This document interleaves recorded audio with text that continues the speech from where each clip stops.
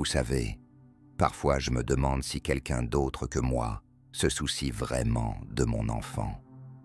Qui n'a pas ressenti ce frisson de solitude en réalisant que les histoires de leurs petits ne captivent que les parents? Cette vérité brutale semble flotter dans l'air comme une brume pesante. Quand on parle de nos enfants avec passion, est-ce que cela fait vraiment briller les yeux des autres, ou les pousse-t-il à regarder ailleurs, cherchant désespérément une échappatoire? Au fond, il est difficile d'admettre que l'amour inconditionnel des parents ne trouve pas toujours écho chez les autres. Imaginez un après-midi tranquille, au parc, le soleil baignant les enfants dans une lumière dorée. Alors que vous êtes assise sur un banc, votre petit commence à pleurer, attirant l'attention de tous ceux qui passent. Vous tentez de le réconforter, mais ses cris ne font qu'augmenter, comme une symphonie désaccordée. Les familles autour de vous échangent des regards gênés, détournent les yeux ou commencent à rassembler leurs affaires pour quitter rapidement l'espace. Ce moment vous frappe comme une bourrasque. Ces visages familiers qui se transforment en ombres fulgurantes. Vous ressentez une profonde humiliation, mais aussi cette douloureuse vérité. Ce qui vous semble un problème urgent ne parvient pas à toucher le cœur des autres. C'est la réalité d'être parent. Derrière les larmes et les cris de votre petit se cache un monde d'émotions tumultueuses. Peut-être ressent-il une profonde frustration, piégé entre le désir d'autonomie et l'incapacité de s'exprimer. Il se sent peut-être incompris, comme si ses besoins restaient invisibles aux yeux des autres. Ce mélange de peur et de fatigue peut créer un sentiment de désespoir, où toute tentative d'obtenir l'attention semble vaine. Dans ces moments-là, il ne cherche pas seulement de la réconfort, mais aussi une connexion authentique. C'est ce besoin fondamental d'être entendu qui pousse à ces explosions émotionnelles, laissant derrière elles un écho poignant dans le cœur des parents. Pourquoi ces comportements semblent-ils être si fréquents chez les jeunes enfants? Les spécialistes, comme Daniel Siegel et le Dr Jay Kaiser, soulignent que les petits n'ont pas encore développé la capacité de réguler leurs émotions comme les adultes. Selon Harvard Medical School, le cerveau d'un enfant est en pleine construction et ses compétences en matière de communication et de gestion des émotions sont encore rudimentaires. C'est pourquoi un simple besoin peut se transformer en crise. Une nécessité de sécurité, d'attention ou même de fatigue peuvent déclencher des réactions qui semblent démesurées. Comprendre cela aide à déchiffrer le comportement des enfants et à mieux répondre à leurs besoins tout en naviguant dans l'univers parfois chaotique de la parentalité. L'histoire de Julie, une maman de 3 enfants, illustre parfaitement ce point. Au début, elle se sentait découragée lorsque son plus jeune, en proie à des accès de colère, attirait constamment le regard désapprobateur des autres. Un jour, après avoir pris une grande inspiration et décidé d'arrêter de s'excuser pour le comportement de son petit, elle a choisi d'écouter ses besoins avec attention, en consacrant du temps à comprendre les déclencheurs de ses émotions. Elle a vu son enfant commencer à communiquer plus calmement. De même, Marc a vécu une expérience similaire avec sa fille lors d'un événement familial. À chaque fois qu'elle était sur le point de s'effondrer, il se rappelait qu'il devait rester calme et lui donner un espace sûr pour exprimer ses émotions.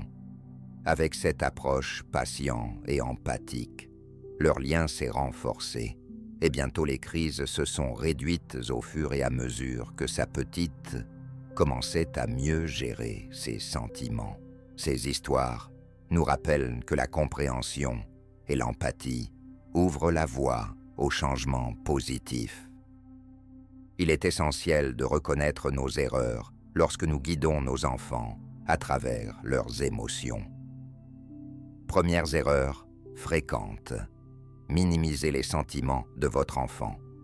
Nous avons souvent tendance à dire « ce n'est pas si grave » ou « arrête de pleurer, c'est juste un jouet ». Ce type de phrase peut faire en sorte que l'enfant se sente incompris et isolé dans sa souffrance. Au lieu de cela, essayez d'accueillir ses émotions. « Je vois que tu es triste. Peux-tu me dire ce qui ne va pas ?» Une deuxième erreur courante consiste à céder à la pression ambiante. Quand notre enfant crie, nous avons parfois tendance à céder rapidement pour calmer la situation, même si cela signifie satisfaire ses désirs inappropriés. Cela peut renforcer le comportement indésirable, car l'enfant apprend qu'il obtient ce qu'il veut par des cris. Une alternative efficace serait de rester ferme tout en offrant du soutien. Je comprends que tu veuilles ce jouet maintenant, mais nous allons attendre un peu. Que dirais-tu de jouer avec autre chose en attendant? Enfin, beaucoup de parents tombent dans le piège de la colère ou de la frustration face aux comportements impulsifs des enfants.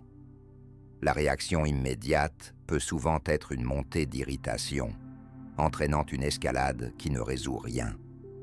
C'est dans ces moments-là que prendre une pause et respirer profondément avant d'agir peut faire toute la différence.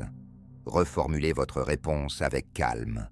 Je comprends que tu sois en colère, mais je suis là pour t'aider à trouver une autre solution. Ces ajustements peuvent transformer non seulement la dynamique familiale, mais aussi instaurer un climat d'empathie et de compréhension mutuelle. Voici quelques étapes concrètes à mettre en œuvre dès aujourd'hui qui peuvent mener à des transformations significatives dans votre relation avec votre enfant. Commencez par observer et identifier les moments où votre petit exprime des émotions intenses. Quel est le contexte? Quelles sont les situations récurrentes?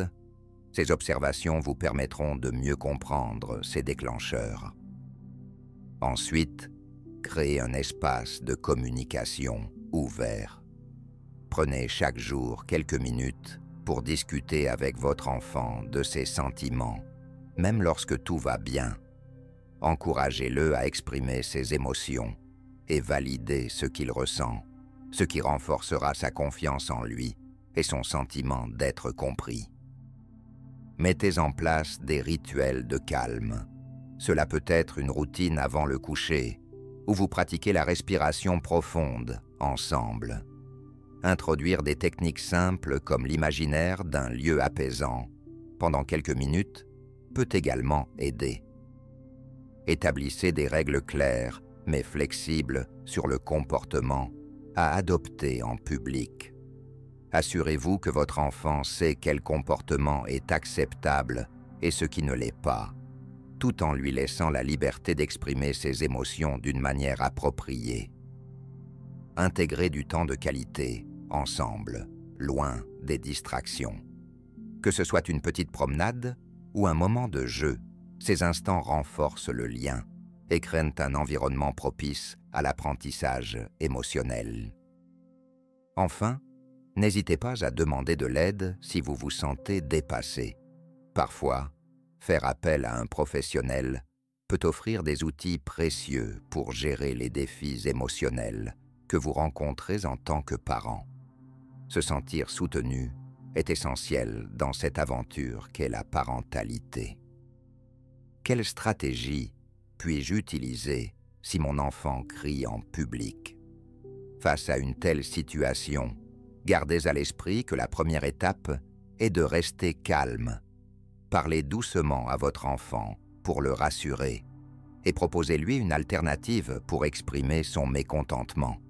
Vous pouvez par exemple suggérer qu'il prenne quelques respirations profondes avec vous ou lui offrir un jouet réconfortant. Comment puis-je rester calme pendant une crise? C'est tout à fait normal de se sentir débordé alors que votre enfant perd le contrôle. Prenez quelques instants pour respirer profondément et vous recentrer avant de répondre. Rappelez-vous que ce n'est pas une attaque personnelle contre vous. L'enfant ne sait pas encore comment gérer ses émotions. En évitant d'entrer dans une spirale d'irritation, vous cultiverez un climat plus apaisant pour lui et pour vous-même. Que faire si les autres parents jugent mon enfant? Les jugements peuvent être pesants, mais rappelez-vous que chaque famille a ses défis. Au lieu de laisser ces regards désapprobateurs vous affecter, concentrez-vous sur votre enfant et ses besoins. Il est essentiel d'être solidaire dans ces moments difficiles, plutôt que de se laisser emporter par la peur du jugement. Vous n'êtes pas seul. Beaucoup de parents traversent des épreuves similaires, et rechercher des solutions ensemble peut fortifier cette expérience. Imaginez qu'un jour, votre enfant puisse exprimer ses émotions sereinement, se tourner vers vous lorsque cela devient trop difficile, et que vous puissiez vivre des moments précieux sans crainte de crises inopinées. Cette vision est possible en adoptant des stratégies adaptées et en cultivant une compréhension mutuelle au sein de votre famille. Et si chaque épisode difficile devenait une opportunité d'apprentissage pour vous deux? En abordant ces défis avec empathie et patience, vous transformez non seulement le comportement de votre enfant, mais aussi votre propre approche en tant que parent. Pensez à toutes les leçons que vous apprendrez ensemble sur la gestion des émotions, la résolution de conflits et l'expression des besoins. Alors que vous naviguez dans cette aventure complexe qu'est la parentalité, rappelez-vous qu'il n'y a pas de manuel parfait. Ce sont vos efforts continus et votre engagement à rester à l'écoute qui façonneront un environnement de sécurité et d'amour. Ensemble, imaginez les possibilités qui s'offrent à vous lorsque la compréhension devient le fil conducteur de votre relation. Si ces idées résonnent en vous, n'hésitez pas à nous rejoindre pour découvrir davantage de conseils et partager votre expérience. Ensemble, nous pouvons bâtir une communauté de soutien où chaque parent trouve des réponses et du réconfort. Il est temps de se sentir connecté, compris et capable d'agir face aux défis que la parentalité peut présenter. Abonnez-vous dès aujourd'hui pour recevoir nos articles et ressources directement dans votre boîte mail. Vous ne serez jamais seul dans ce voyage. Nous sommes là pour vous accompagner à chaque étape. Rejoignez-nous et ensemble, construisons un avenir joyeux et serein pour vous et votre enfant.